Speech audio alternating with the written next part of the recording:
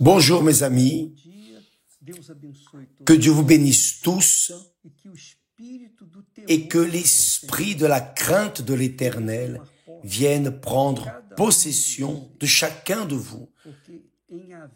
Parce que, ayant la crainte de l'Éternel, alors la personne fuit du péché, fuit du mal. J'aimerais partager cela avec vous parce que beaucoup de personnes, malheureusement,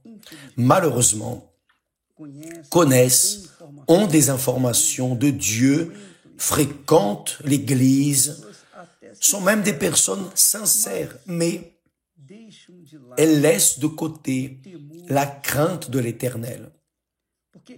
Parce que lorsque nous craignons Dieu, nous fuyons du mal, nous fuyons du péché, nous fuyons d'une vie erronée. C'est la réalité. Donc, vous voulez le Saint-Esprit. Nous sommes dans la campagne du Saint-Esprit pour recevoir le Saint-Esprit, le déversement pour recevoir l'Esprit de Dieu et le Saint-Esprit. Voyez ce qu'est le Saint-Esprit. C'est très fort. C'est ce qui est arrivé avec Jésus. Le texte sacré dit clairement, l'Esprit de l'Éternel reposera sur lui, c'est-à-dire sur Jésus, esprit de sagesse, esprit d'intelligence, l'esprit de conseil, l'esprit de force, l'esprit de connaissance et l'esprit de crainte de l'Éternel. Cet esprit, en réalité, c'est un seul esprit qui est le Saint-Esprit. C'est ce qui est arrivé à Jésus et c'est ce qui doit nous arriver à tous. Cela doit m'arriver, cela doit vous arriver pour qu'alors, réellement, notre vie ait un sens et soit une vie de qualité parce que Jésus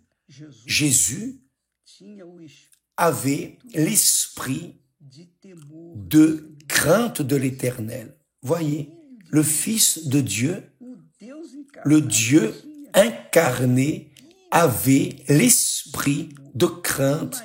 Imaginez si lui avait besoin de l'esprit de crainte de l'Éternel. Imaginez-nous.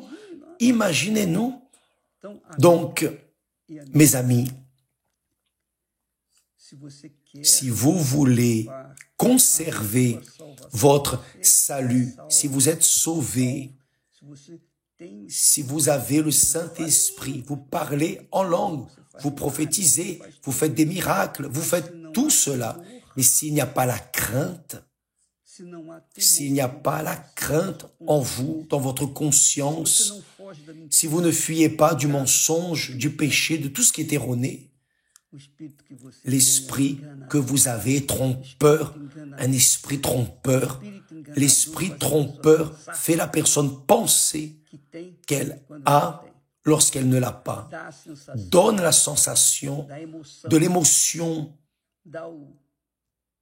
Il donne le fanatisme religieux, mais il ne donne pas la vie. Il ne donne pas la vie. Il n'y a pas là l'esprit de vie. Et c'est pour cela que la personne souffre.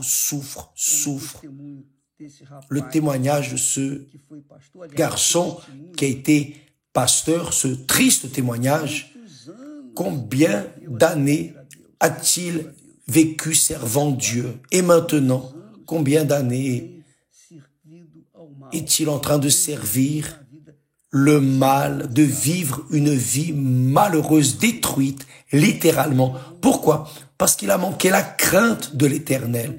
Lorsque nous avons la crainte dans le cœur, la crainte envers Dieu, nous fuyons du mensonge, de la tromperie, de la prostitution, nous fuyons de l'adultère, nous fuyons de la fornication. Vous savez ce qu'est la fornication? La fornication, c'est le sexe en dehors du mariage. C'est cela. Mais évêque, mais si vous n'avez pas aimé, plaignez-vous avec le Père éternel. Plaignez-vous auprès de lui. C'est sa règle, c'est sa loi, c'est sa parole. Ce n'est pas la mienne, c'est sa doctrine. Nous ne faisons que répéter. Nous sonnons la trompette. Nous cherchons à alerter les personnes.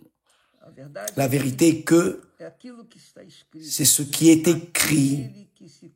Celui qui se fait ami du monde devient ennemi de Dieu.